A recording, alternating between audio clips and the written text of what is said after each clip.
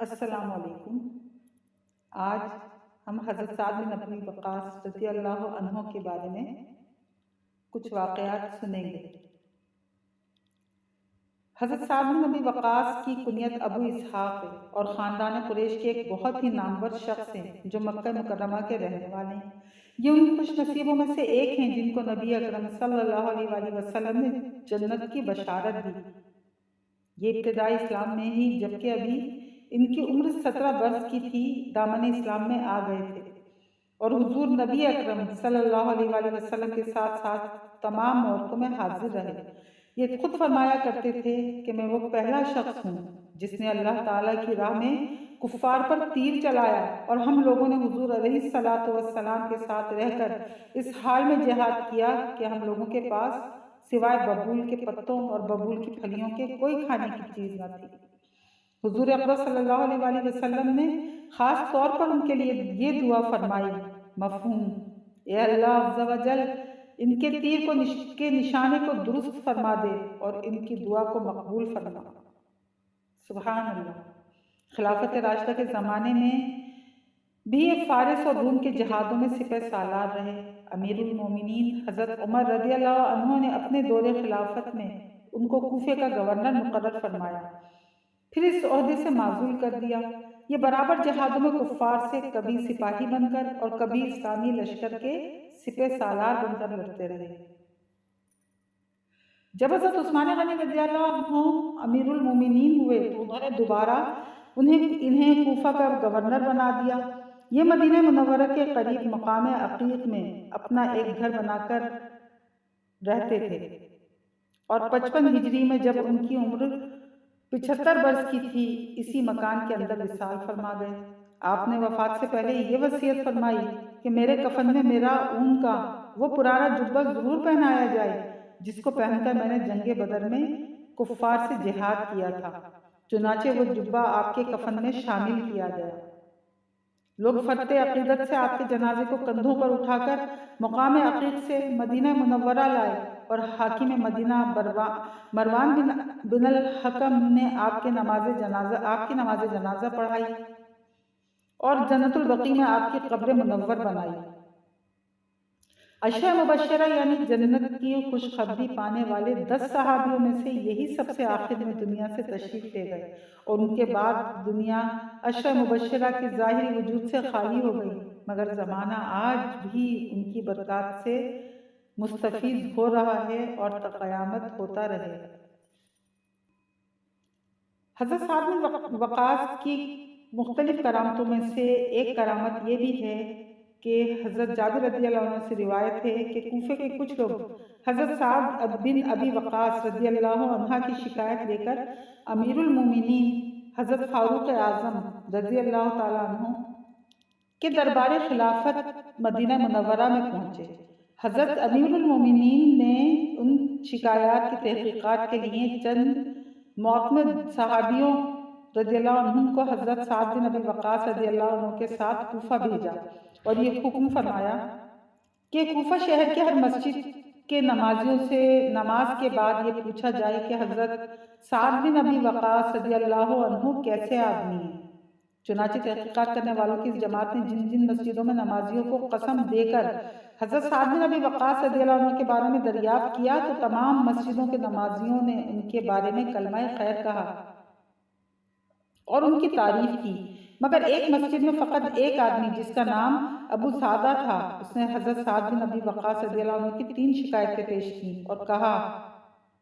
Number 1 ترجمہ یعنی یہ مال غنیمت برابری کے ساتھ تقسیم نہیں کرتے اور خود لشکروں کے ساتھ جہاد میں نہیں جاتے اور مقدمات کے فیصلوں میں عدل نہیں کرتے۔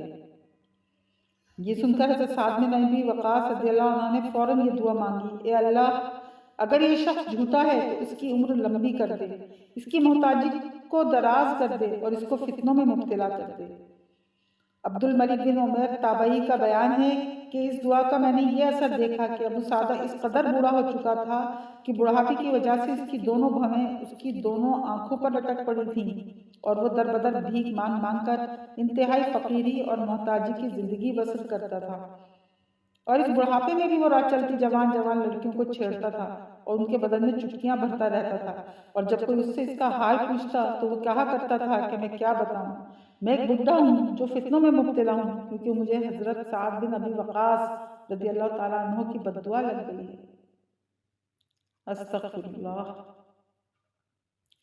اور اسی طرح ایک دفعہ ایک شخص نے حضرت سعد بن ابی وقاص رضی اللہ عنہ کے سامنے صحابہ کرام رضی اللہ عنہ کی شان میں گستاخی اور بے ادبی کے الفاظ بکے۔ آپ رضی اللہ عنہ نے فرمایا کہ تم اپنی اس خبیث حرکت سے باز رہو ورنہ میں تمہارے لیے بد دعا کر دوں گا۔ اس شخص جو انتہائی گستاخ و بے باک تھا نے کہہ دیا کہ مجھے آپ کی بد دعا کی کوئی پرواہ نہیں، آپ کی بد دعا سے میرا کچھ نہیں گزر سکتا۔ یہ سن کر آپ کو جلال آ گیا اور آپ نے اسی وقت یہ دعا مانگی کہ یا اللہ عز و جل، اگر اس شخص نے تیرے پیارے نبی صلی اللہ علیہ وسلم کے پیارے صحابیوں کی توہین کیے تو آج ہی اس کو اپنے قہر و غضب کی نشانی دکھا دے تاکہ دوسروں کو اس سے عبرت حاصل ہو۔ اس دعا کے بعد جیسے ہی وہ شخص مسجد سے باہر نکلا تو بالکل اچانک یہ ایک پاگل اونٹ کہیں سے دوڑتا ہوا آیا اور اس کو دانتوں سے پچھاڑ دیا اور اس کے اوپر بیٹھ کر اس کو اس قدر زور سے دبایا کہ اس کی پسلیوں کی ہڈیاں چور چور ہو گئیں اور وہ فوراً ہی جہنم رسید ہو گیا۔ یہ منظر دیکھ کر لوگ دور دور سے دوڑ دوڑ کر آپ کے پاس آنے لگے اور آپ حضرت سعد رضی اللہ عنہ کو مبارکباد دینے لگے کہ آپ کی دعا مقبول ہو گئی اور صحابہ کرام رضی اللہ عنہ کا دشمن ہلاک ہو گیا۔ اسی طرح ایک گستاخ نے حضرت علی رضی اللہ عنہ کو گالی دی۔ حضرت سعد بن ابی وقاص رضی اللہ عنہ یہ سن کر رنج و غم میں ڈوب گئے اور جوش میں آ کر یہ دعا کر دی کہ یا اللہ، اگر یہ تیرے اولیاء میں سے ایک ولی کو گالی دے رہا ہے تو اس مجلس کے برخاست ہونے سے قبل ہی اس شخص کو اپنا قہر و غضب دکھا دے۔ آپ رضی اللہ عنہ کی زبان مبارک سے اس دعا کا نکلنا تھا کہ اس مردود کا گھوڑا بگڑ گیا اور وہ پتھروں کے ڈھیر میں منہ کے بل گر پڑا اور اس کا سر پاش پاش ہو گیا جس سے وہ ہلاک ہو گیا۔ میرے پیارے ساتھیوں، یہ جو ہم نے واقعات سنے، ان سے، ان کرامتوں سے یہ نتیجہ نکلتا ہے کہ جو لوگ محبوبان بارگاہ الہی یعنی انبیاء علیہ الصلوۃ والسلام اور صدیقین اور شہداء کرام اور صالحین رحمت اللہ علیہ کی شان میں ادنا درجے کی بد دعائیں بھی کرتے ہیں، وہ بہت ہی خطرناک اور ہلاکت آفریں بلائیں۔ یہ ان بزرگوں کی بد دعا اور پھٹکار اور ان کی شان میں گستاخی اور بے ادبی یہ قہر الہی کا سگنل ہے۔ ان خدا کے مقدس اور محبوب بندوں کی ذرا سی بھی بے ادبی خداوند قدوس کو پسند نہیں ہے، اسی وجہ سے وہ ان لوگوں پر اپنا قہر نازل فرماتا ہے اور گستاخوں کو دونوں جہاں کے عذاب میں گرفتار فرما دیتا ہے۔